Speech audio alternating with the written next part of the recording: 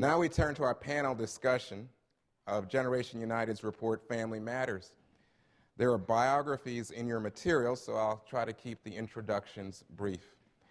But joining us, and let me ask them to come to the stage now, are John Rother, Executive Vice President of Policy, Strategy, and International Affairs for AARP. John, thank you for joining us. Ralph Smith, Executive Vice President of the Annie E. Casey Foundation, a private philanthropic group dedicated to helping build better futures for disadvantaged children in the United States. Ralph, good to see you. And Eugene Steuerle, Ralph B. Fisher Chair and Institute Fellow at the Urban Institute and a columnist under the title of The Government We Deserve. Gentlemen, thank you for joining us.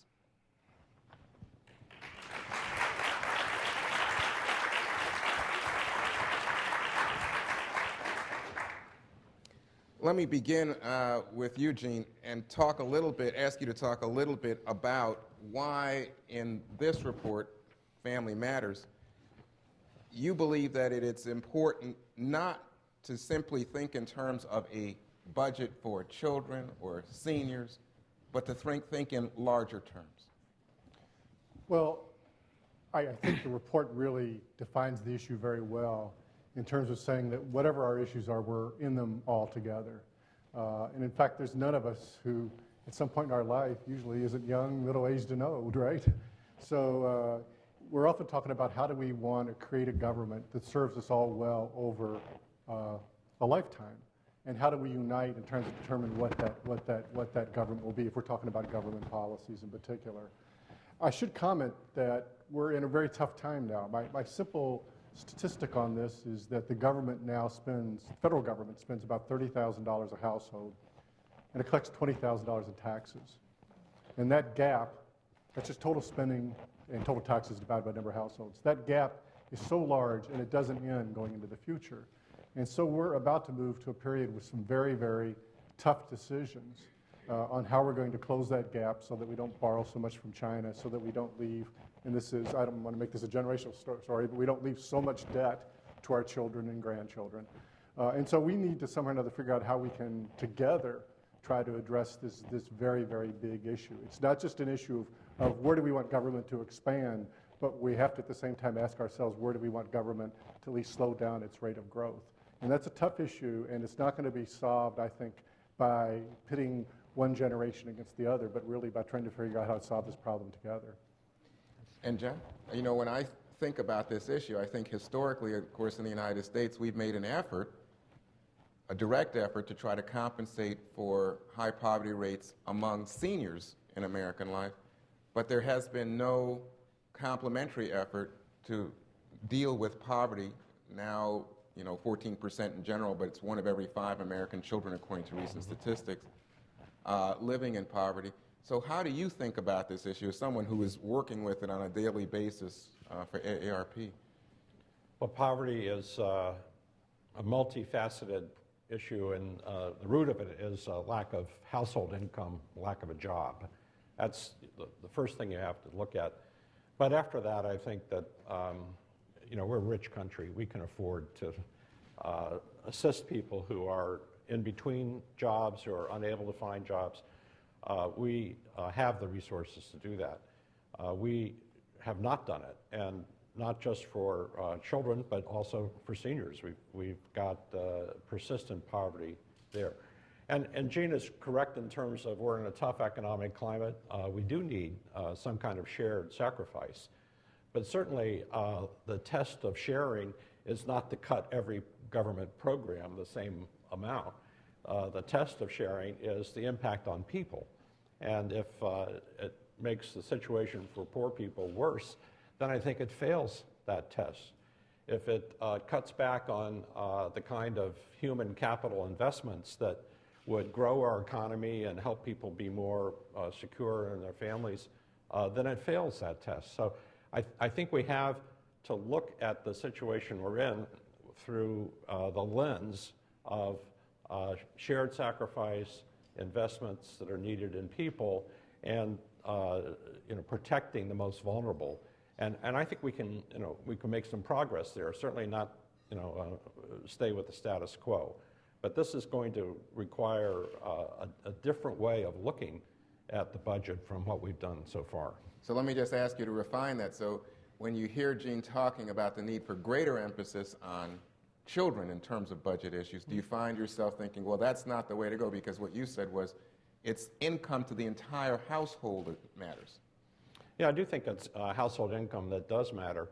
And we're seeing households come together in part because they don't have sufficient income to live separately. So we have now the greatest number of multi-generational households in 20 years. And it's clearly a result of the economic downturn and the inability to afford housing in the single-generation family. I just want to say something about multi-generational households. We have an incredible number now of grandchildren living with their grandparents, and part of that is disability and incarceration issues. But let's remember who these grandparents are. On average, they're about 47 or 48 when their grandchild is born. And so these are people still in their income-producing years. They're not retirees, in Florida or something like that. These are people who should be working and now have responsibilities for caregiving, for taking care of young children, and we don't do very much to help them out, and it's vitally important. You know, this contrast in the way of thinking about this issue, Ralph, young people, seniors, do you pick one, or do you think about it in terms of the entire family and the way that John was just talking, income to the entire household? What are you thinking about as a funder, Annie, Casey? You have been supportive of looking at children in specific, but when you hear the contrast and perspectives here this morning, how does it strike you? Well, I suspect this is going to be a both and morning. No kidding. The Casey Foundation, by mandate and mission, we care very much about brighter futures for the nation's most vulnerable and disadvantaged kids. So let's start there. And we've supported and will continue to support the children's budget, but we've also supported and will continue to support Generations United and others who are looking at kinship care, who are looking at guardianship, who are looking at grand families, because we don't imagine that we can improve the futures of children if we don't worry about their families today. So we've got to do both, and we've really committed to doing both. And what we've seen, I think, is that there's more of an appreciation lately for the fact that a large number of families, in order to make it, it takes 3 generations. Mm-hmm. It takes 3 generations because we need to think about the income we get from jobs and earnings and benefits and savings, but so much of raising successful kids is what we get from the social capital that's provided. And so much of that social capital is intergenerational capital supplied by parents and by grandparents. So what has happened is we've sort of surfaced what has been there all along and what might have become a lot more needed by more families today if they're going to succeed with kids. So, Gene, you want to jump in? I wonder if I could dig down a little bit, because we're talking broadly at this stage about generations, children and middle-aged and the old. Actually, one thing I really like in the report by Generations United, for instance, is talking about investment across all ages. We've sort of come out of a demographic that I think largely falls out of the industrial age, where we thought about, okay, you're a child, you get educated, you're middle age, you work in the factory, and then the last part of your life, you retire.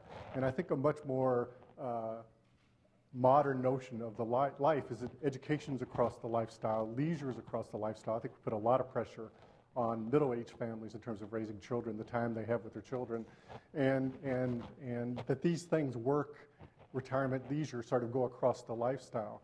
And we still have a model that I think follows this industrial age design of how we allocate resources. So reason I don't like to pose this issue as a generational issue, which is I think what Generations United is all about, is within each of those groups there are a lot of different issues that we have to address. It's not like the elderly are really all well off and the children are all really badly off. We want to identify the most vulnerable. And quite honestly, the very old are very vulnerable in the current system. They retire at 62 with income that looks adequate, and an average couple, one or the other, will live to age 90 or close to 90, and they're not necessarily ready for that. I think they're in trouble. The young, I think we do underfund. They're scheduled to suffer significant declines in the budget right now. But these are, so we have a lot of common problems we share. So it's not elderly versus young versus middle class. It really stretches across all generations. We want to find out where the vulnerabilities are, and we want to attack them directly. Let's go after them. Let's not defend any one particular tax system or expenditure system because it's there. Let's find out where those vulnerabilities are in each generation and go after them. Now, Ralph said, you know, this morning on this panel, we're not going to be so much one versus the other, young versus old, as so much as and both, you know, sort of combining and looking for common ground and solutions. But this is not sort of a kumbaya moment, because in fact there are people out there who lobby for one or the other, for young or old, and in fact there is a financial responsibility commission, the debt commission, that just came out with some very concrete proposals that are going to lead to very concrete actions in terms of how to cut the federal budget. So this is a very real and important conversation. So John, let me talk to you for just a second, coming from AARP and looking after the interest of America's seniors, about this idea of where the debt commission should begin to cut, or where they should suggest cuts, and what bothers you about their cuts, and where would you cut? Well, we don't have time for that. I suspect Gene would share that opinion. We do need to take action. Well, the course we're on is unsustainable. And what the report today advocates is certain tests for which courses of action are constructive and which we think are not. I'll give you one example. Healthcare is the dominant challenge we face in terms of our future budget, by far, compared to any other factor. The Health Reform Act passed in the Congress was a first step to get a handle on that and to start changing our healthcare system in the right direction. The report, or the preliminary recommendations, though, from the co-chairs of the Deficit Commission would take us a step back, in my view, because instead of talking about delivery reforms and making healthcare more efficient, instead they just recommend shifting costs onto sick people. And of course that saves the federal government money, but it hardly improves the situation of families with a sick kid or a sick grandparent, and it's counterproductive in my view. So I think there are right ways to do it, wrong ways to do it, and I think the report from the co-chairs had some of both.